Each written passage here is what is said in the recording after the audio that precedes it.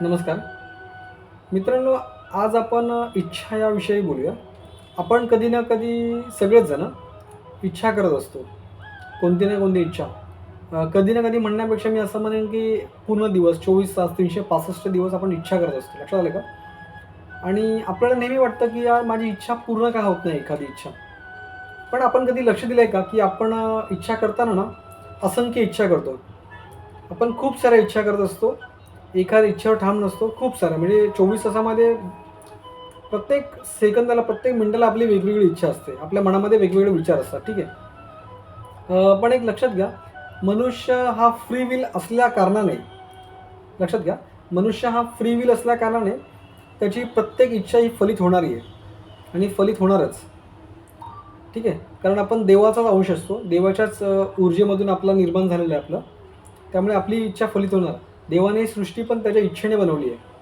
लक्षात आलं का? त्याला इच्छा झाली आणि नंतर देवाने सृष्टी बनवली. तर आपली ही इच्छा पूर्ण होते. फक्त आपली ऊर्जा त्या लेव्हलवर नाही आहे.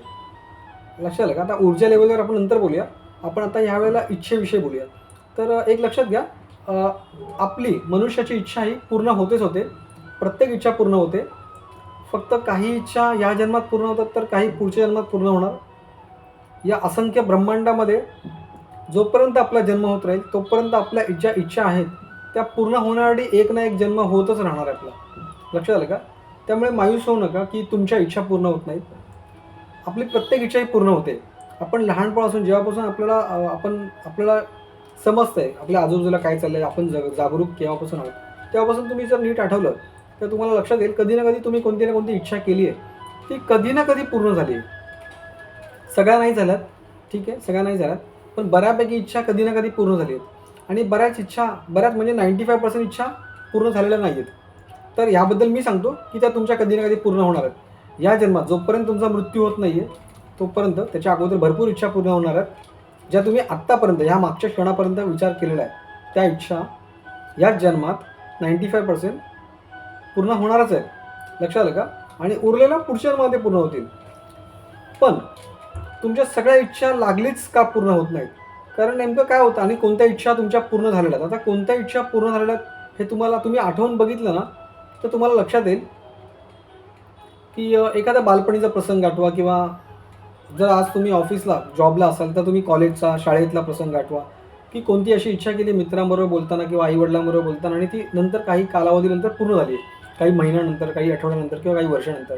तेव्हा काय होतं ना, की एखादी इच्छा जेव्हा आपण बोलतो ना, आपण ऐकलं असेल, की आपले जुनी लोकं, वाडवडील नेहमी सांगायचे किंवा जुनी लोकं, की आपण बोलताना अमुक-अमुक वेळेला आपली सरस्वती आपल्या जिभेवर असते. तर मुळात ते वाक्य तसं नाही आहे, थोडं वेगळं आहे. त्याविषयी आपण एका दुसऱ्या व्हिडिओनंतर मध्ये बोलूया. पण काय असतं ना, की आपली चेतना, चेतना म्हणजे काय, आपला अवेअरनेस आहे ना, 100% बोलताना त्या इच्छेवर असतो ना, लक्षात घ्या.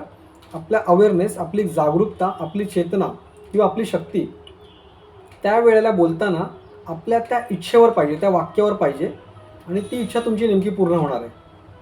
लक्षात आलं का? आणि त्याच इच्छा तुमच्या इथून मागे पूर्ण झालेल्या आहेत, ज्या तुम्हाला आता आठवत असतील, की बाबा माझी ही इच्छा पूर्ण झाली आहे ह्याच्या मागे. मी सहज कोणासमोर तरी बोलून गेलो आहे आणि काही महिन्यातच ती माझी इच्छा पूर्ण झाली आहे. तर ती नेमकी का झाली माहिती आहे का? तुम्ही त्यावेळी तुमच्या त्या वाक्यामध्ये एकदम बुडाला होता बोलताना, डुबला होतास आणि पूर्ण इच्छेने म्हणजे पूर्ण 100% न्यूट्रल होऊन तुम्ही ते वाक्य बोलला होतात. तुम्ही खूप डिस्परेट नव्हता ते वाक्य बोलताना, तुम्ही खूप आक्रमक नव्हता भलेही. पण सिम्प्लिफाय बोलून गेलात आणि ती इच्छा पूर्ण झाली.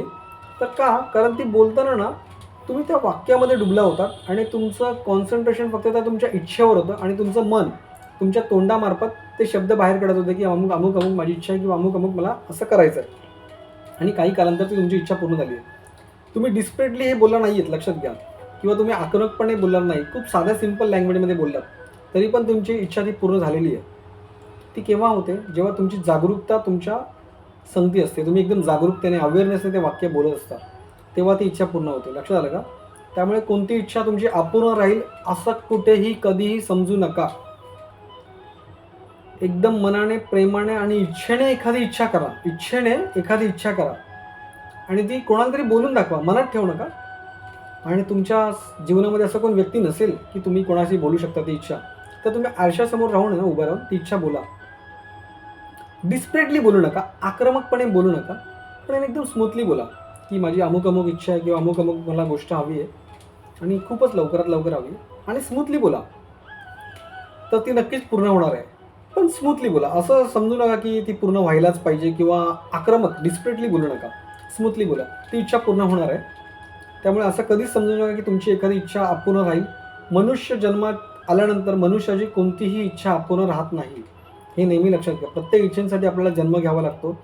जर एखाद्या राहिलेल्या इच्छेसाठी मनुष्याला जन्म घ्यावा लागतो, हे एवढं सत्य आहे, श्रीकृष्णाने गीतेत सांगितलंय, तर तुमच्या ह्या जन्मातल्या केलेल्या इच्छा कशा अपूर्ण राहतील? राहणारच नाहीत.